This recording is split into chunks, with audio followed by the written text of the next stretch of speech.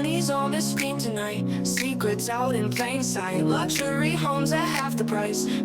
Hi everyone, so today we have Andrew Yanni, my friend. We've been friends for about 10 years. Thank you for being with us today, Andrew. We're going to talk about the question that most people are asking nowadays, zero down houses. But because of everybody was asking about it, I decided to make a YouTube video with Andrew.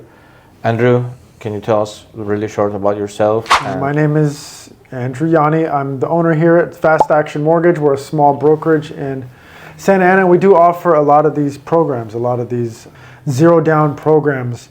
I'm going to go over the programs, but I kind of want to start by saying that all the programs out there, none of them are going to be perfect, right? None of them are because there's no such thing as free money. And I always tell people, when you're going to a lender to ask for money or assistance, a lender is not in business to give you money. To give you free money. I'm sorry.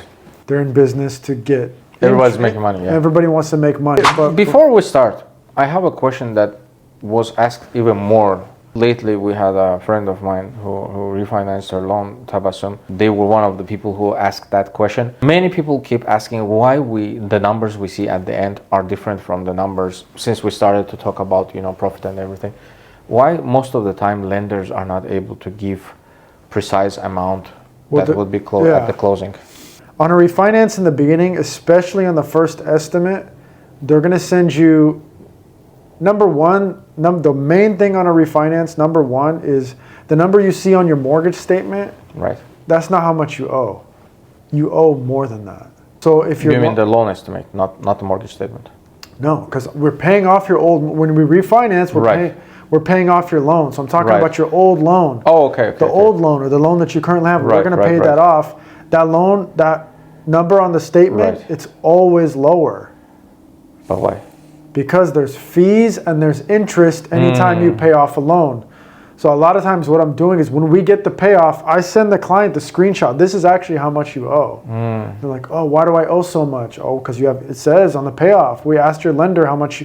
So we go get a payoff.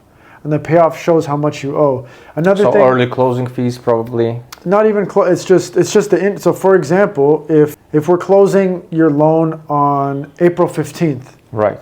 So a mortgage payment it's called paid in arrears. Your April payment that you just made to the mortgage company, that payment for the April, it paid for the month before, which is March. We close April 15th.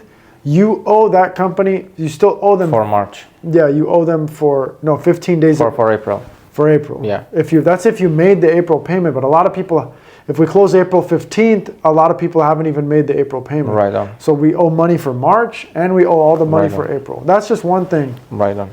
Another thing is like escrow and title fees could be off, appraisal fees could be off, recording fees could be off. That's on the estimates. On the final document, obviously that's when everything, and that's why you're asking why it's changing from the beginning to the end. Fees, one thing that you do need to know, and that your clients need to know, is that the lenders cannot, if they're charging you any origination or any fees at all, the lenders cannot change any fees on origination. Right. After the initial loan estimate. The only thing that you could do after the initial loan estimate is when you lock your loan, I could charge you points to buy it down. But that's it. So pretty much what the person who is buying the house needs to ask his lender if they want to see precise number is... So on a purchase, it's like, that's why it's hard to get the exact closing cost on a purchase. Because remember, on a purchase, you as the buying agent, you're not choosing escrow and title. So we're estimating. I send people estimates all the time of just a local title company, but we're not going to be using them. Chances are the seller's going to use whoever he wants, and it's not going to be this random person that I pick. Your insurance, when you buy a house, I'm going to give you an estimate on home insurance, but we're not home insurance people. Obviously. So I'm just estimating what I think it's going to be. Sometimes property taxes, I don't know the exact amount because I get something from the escrow company called the tax roll, which gives me the exact breakdown of your property taxes so we can put them on your payment. Pretty much impossible to see the final numbers. Not exact, but we can get pretty close, but not like exactly, no. Until the day of closing, you don't exactly know what. Until maybe a few days before closing. So 1,000 here, 1,000 here. And actually, even after closing, if it gets a little bit adjusted because we go, when they record it at the county office, Right. the county might have charged less. Right. If the county charged less for the recording fees, you'll actually get a little bit of a refund. I've seen that happen too. Right. Right. So, but we started with the zero down. I started talking. Anyway, I was talking about how nothing is free. The next thing is just the programs that the lenders have that are out there. The main program that everybody's heard of that's kind of out there right now is the Cal Haffa program that a lot of lenders offer. We offer it too. But it has a limitations, like $1.2 million, the max. That's the max. That is the max. So you have to be a first-time home buyer. And a first-time home buyer is somebody who's not bought a property in the last 3 years or been on title of it. Oh, really? Or have been on So title. if you had homes but didn't buy it for the last 3 years, you still qualify. But if you own it right now, you're not a first-time. Oh, okay. No. All If right, you sold it, all right, if all you right, don't got own it. nothing, if you don't own You a have to home, be, yeah. completely blank. What if you got the property and then passed it to your LLC? Is it? That would qualify. You would qualify. Yeah. All right, interesting. Yeah, because you haven't owned a property Right. in 3 years. Gotcha. Your Gotcha. LLC has, but you better make sure that mortgage is not on your credit. Right on. Right. Because if the mortgage is on your credit, it's going to cause problems. It's going to raise red flags. He has a house, and you don't want to. Okay, got it. So Anyway. say I'm transferring the property to LLC. How do I transfer mortgage from my name to LLC? It's impossible, right? You still stays under your It name. depends on the. It depends. You have to refinance for that. You could, yeah. You're going to have to refinance, and you're going to have to get a business loan. Right. We have those that won't appear on your credit, and you can get it. It's like investor loan. They're investor loans. Right. Okay. A little bit higher rate, but it won't show on your credit, and Right. it'll be in the name of an LLC. If you want to get a regular conventional loan on a single family or 1 to 4 unit property, Right. and the property's in the LLC, you have to remove it from the LLC to refinance to get a conventional loan. Okay. So anyway, All right. Yeah. so Cal Haffa will give you, it stands for HFA, Housing Finance Authority. Right. It's pretty much the main program used here in California. It's going to give you the 3.5% down.